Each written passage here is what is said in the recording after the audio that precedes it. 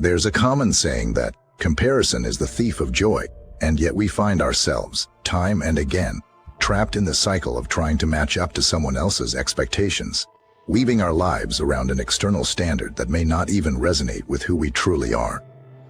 But let me ask you, whose life are you living?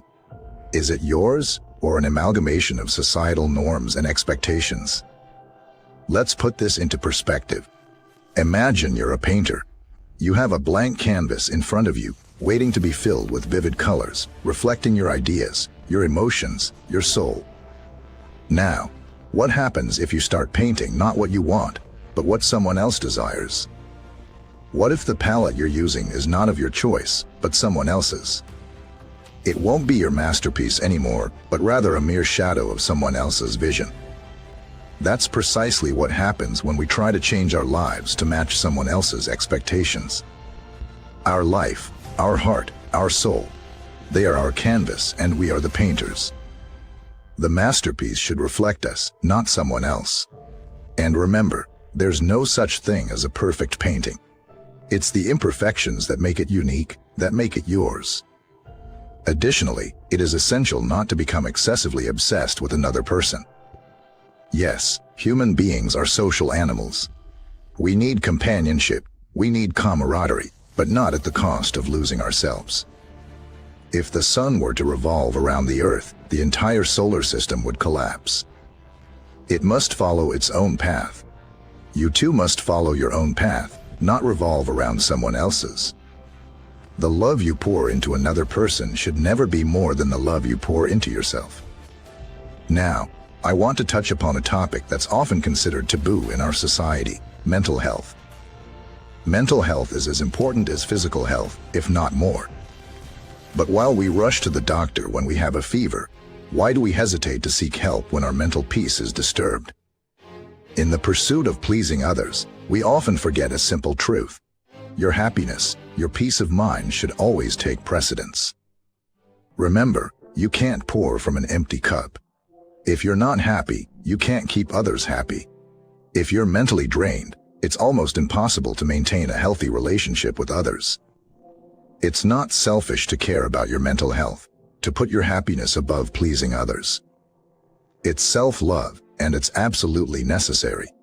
And while we're on the topic of relationships, let me emphasize the importance of maintaining close connections with your friends and family. No man is an island. In our solitary journey of self-discovery and self-love, it's easy to forget the importance of companionship. Your friends and family are your support system, your safe haven, your sounding board.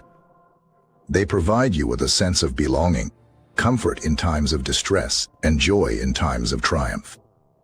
They help you stay connected to the world while you delve within yourself.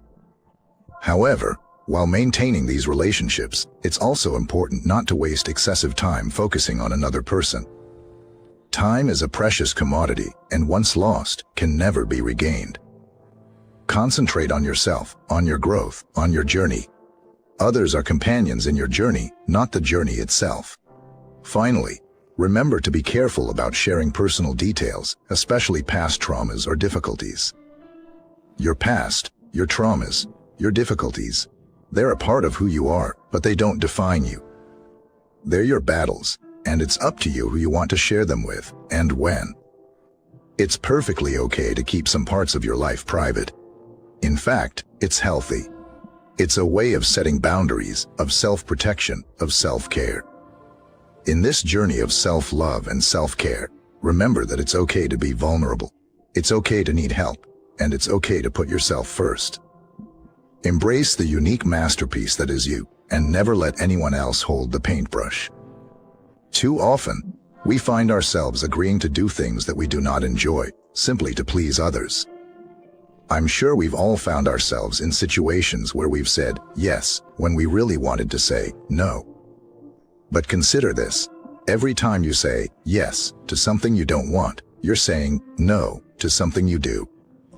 Every time you agree to do something that doesn't resonate with your true self, you're denying the opportunity to do something that might bring you joy. So, the next time you find yourself on the verge of agreeing to something you don't enjoy, take a step back. Reflect on whether it is in line with your values and beliefs.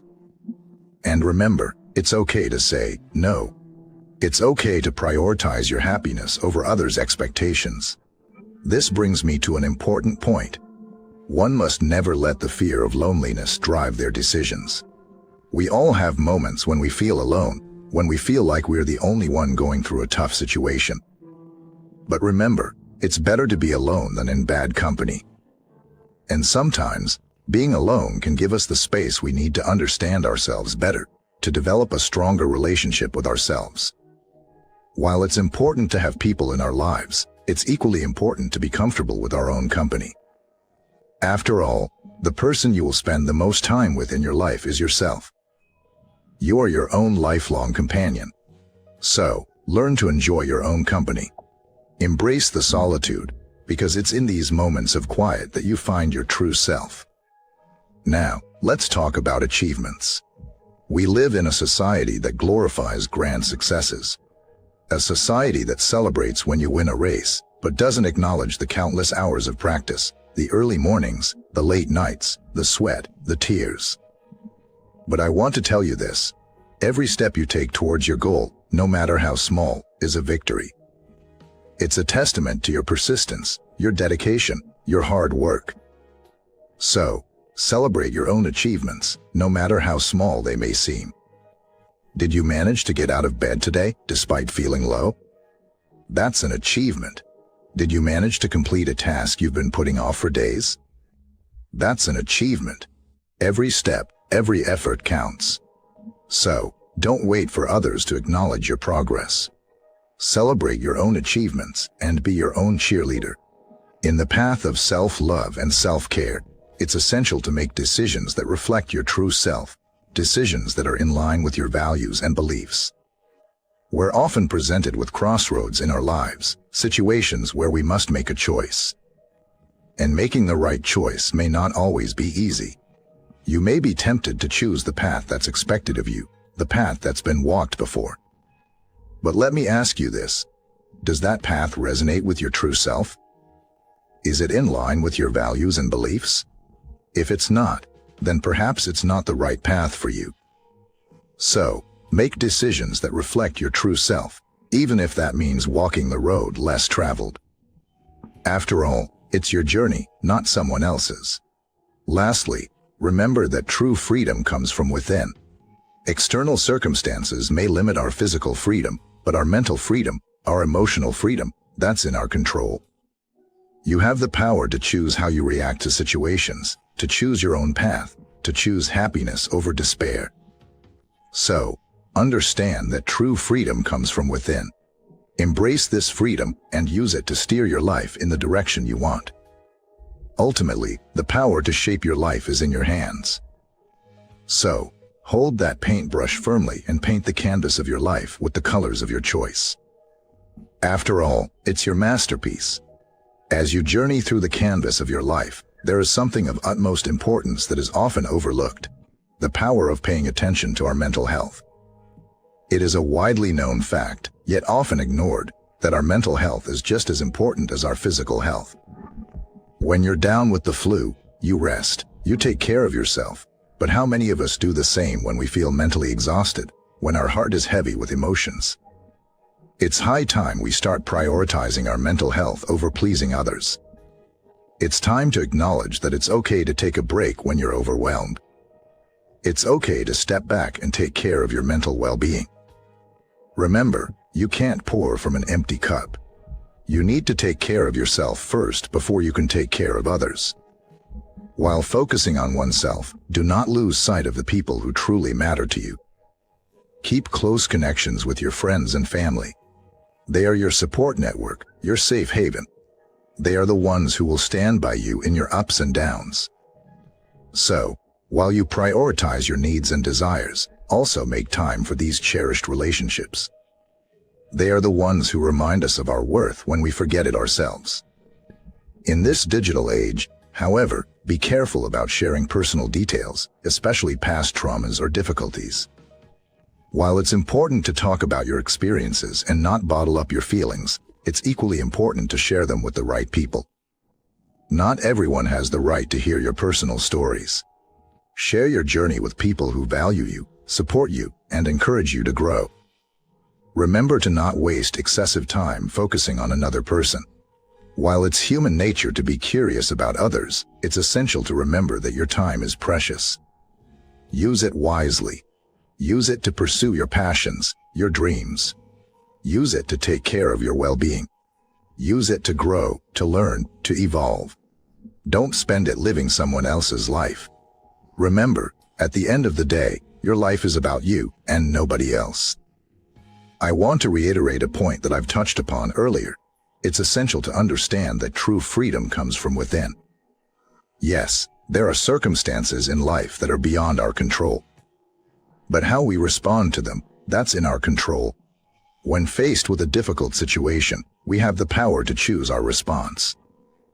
We can let it break us, or we can use it as a stepping stone to rise higher. When you truly understand this, you will realize that you have the power to shape your own destiny.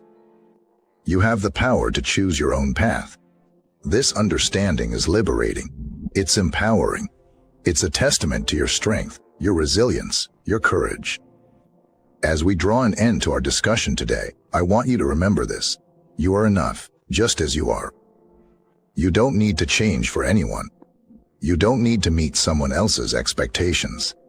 You are a unique individual with your own strengths, your own flaws, and that's what makes you, you. Take care of yourself. Love yourself. Respect yourself. Remember, you are your own best friend. So, be kind to yourself. Be patient with yourself. And above all, believe in yourself. You are capable of doing much more than you think. I hope that you found today's talk useful and it has empowered you to embrace self-love, self-care, and self-respect. Remember to subscribe and like for more content that motivates, inspires, and helps you to live the best version of your life. Thank you for watching.